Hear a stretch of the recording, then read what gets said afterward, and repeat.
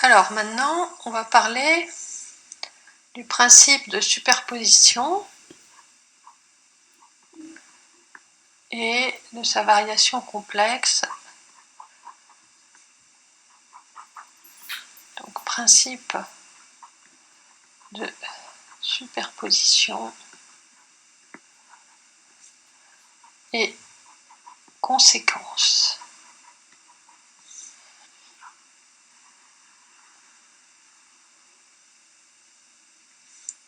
Alors,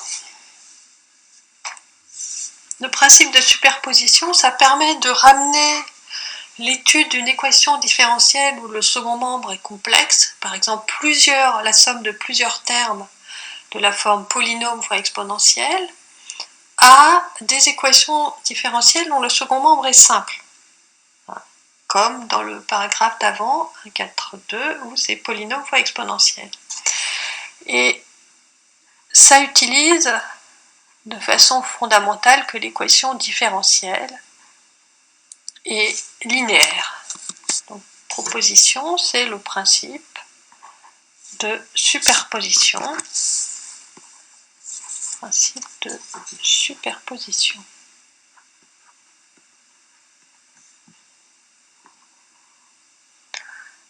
Donc, on suppose qu'on a un certain nombre de fonctions continues. Alors, j'en ai pris que 2 pour le second membre, mais on pourrait imaginer d'en mettre beaucoup plus. Donc, on a des fonctions continues.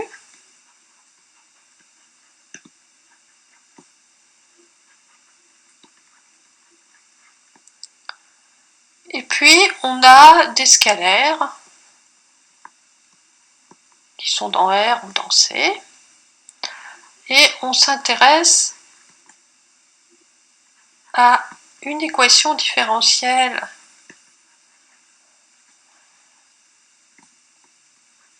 assez complexe, en ce sens que son second membre est une combinaison linéaire de 2 termes plus simples. C'est lambda B1 de t plus mu B2 de t, donc ça c'est l'équation E, et on a l'idée de la décomposer en quelque chose de plus simple.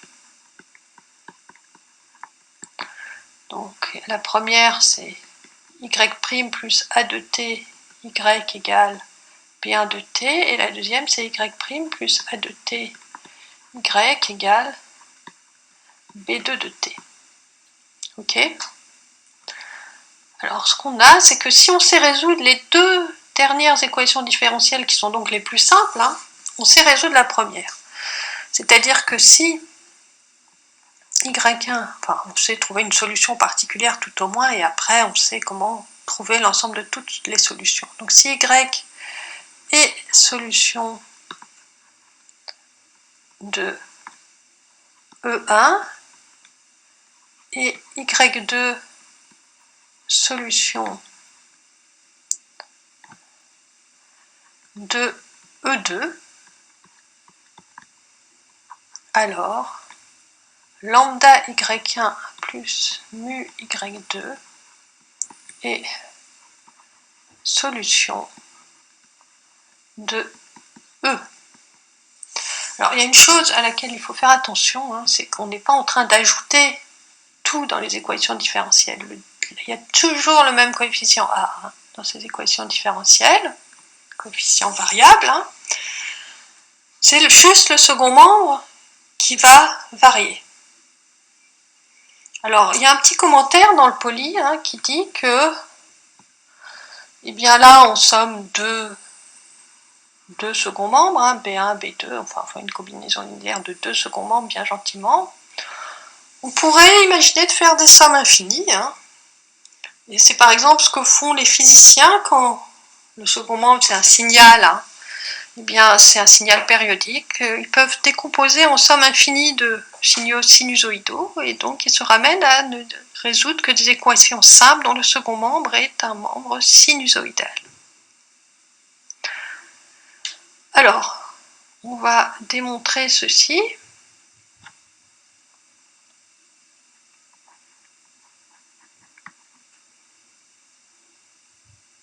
ça va être très rapide. Hein. Bon, on va regarder la même équation, la même application linéaire que celle qu'on a regardée tout à l'heure. Donc on va définir L, qui va des fonctions dérivables sur I dans l'ensemble des fonctions définies sur I, et qui a une fonction Y associée Y' plus A de T Y. Bon, ça c'est linéaire. Et linéaire, donc,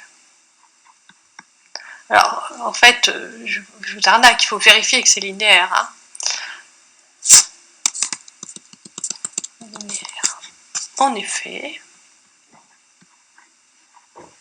ben, on va calculer ce que c'est que L de lambda y1 plus mu y2. Donc c'est quoi? C'est lambda y1 plus mu y2' plus A de t lambda y1 plus mu y2. Ça nous fait lambda y1' plus A de t y1 plus mu y2' plus A de t y2. Donc ça fait lambda L de y1 plus mu L de y2. Voilà. Donc L est linéaire. Donc si l'image de y1 c'est B1, l'image de y2 c'est B2, et bien l'image de lambda y1 plus mu y2, ça sera lambda B1 plus mu B2. Et ça nous dit juste exactement l'énoncé du théorème.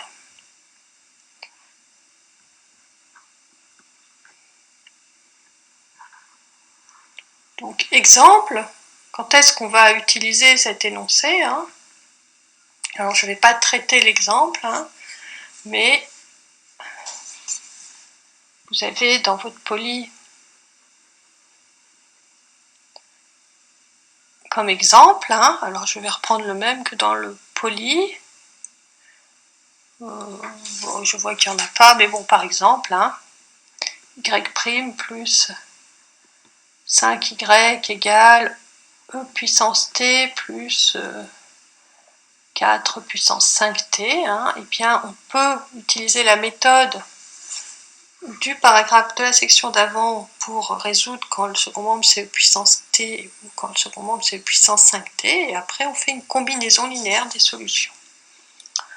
Alors, quelque chose aussi qui est très utile, c'est la proposition qui permet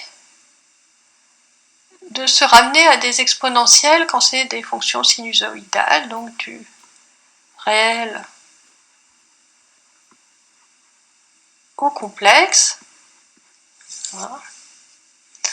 Donc on suppose qu'on a deux fonctions continues, et cette fois, l'énoncé ne sera valable que pour des fonctions à valeur dans R.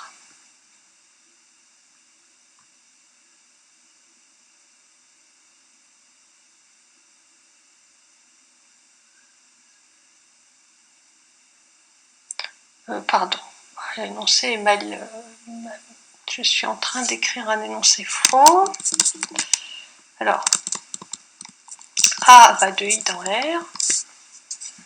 Excusez-moi, donc A de I dans R et B va de I dans C, de fonctions continues.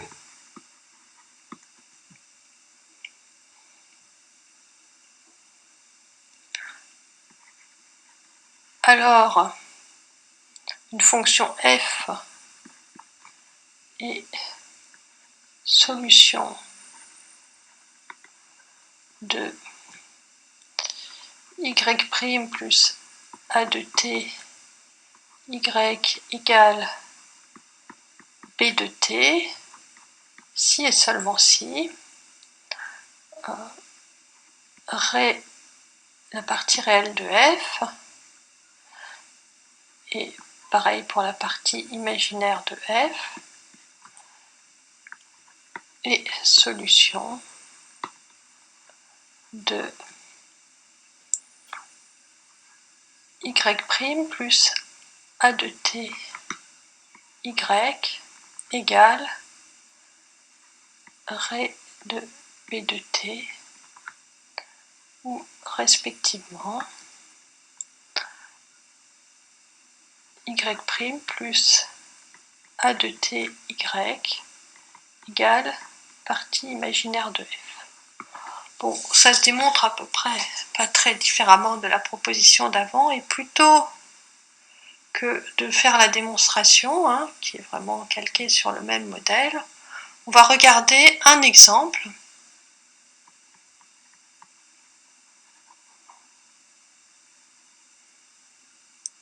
Alors, quel exemple? Par exemple, eh bien, imaginons qu'on veuille résoudre y' plus y égale cosinus de t. Bon, qu'est-ce qu'on fait? Eh bien, on dit cosinus de t, c'est la partie réelle de e puissance it. Et e puissance it, eh bien, je sais résoudre. Ça, c'est e. C'est une équation réelle, et maintenant je la complexifie, je passe par les complexes.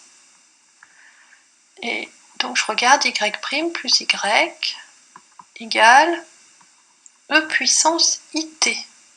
Hop. Et là, dans le paragraphe d'avant, je sais qu'il faut que je cherche une solution de la forme polynôme fois e puissance it, où, alors, donc avec les notations du paragraphe d'avant, on a oméga égale i, a égale 1, oméga plus a, c'est 1 plus i, c'est différent de 0, donc, où le polynôme est de degré 0. Donc, qu'est-ce qu'on fait? On cherche une solution particulière de la forme une constante a fois puissance it. Donc on remplace dans dans EC, pardon. Qu'est-ce que ça me donne? Ça me donne, je dérive e puissance it, donc je sors le i, ai e puissance it, plus a e puissance it égale e puissance it. Donc on simplifie par e puissance it, ça nous donne a égale 1 sur 1 plus i,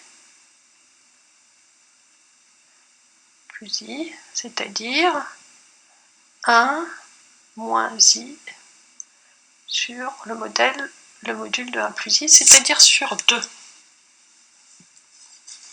Bien. Et donc, qu'est-ce qu'on obtient? On obtient que la solution particulière, sa partie réelle, c'est ré de a puissance it, c'est donc la partie réelle de 1 moins i sur 2 puissance it, donc cosinus t plus i sinus t. Voilà. Et ceci, c'est égal, alors la partie réelle, ça nous donne sur 2, puisqu'on a le sur 2, cosinus t plus sinus t. Donc voici une solution particulière de E. Bon, après, pour avoir la solution générale, il faut rajouter plus lambda puissance moins t, hein, mais j'ai pas trop de place pour écrire ça.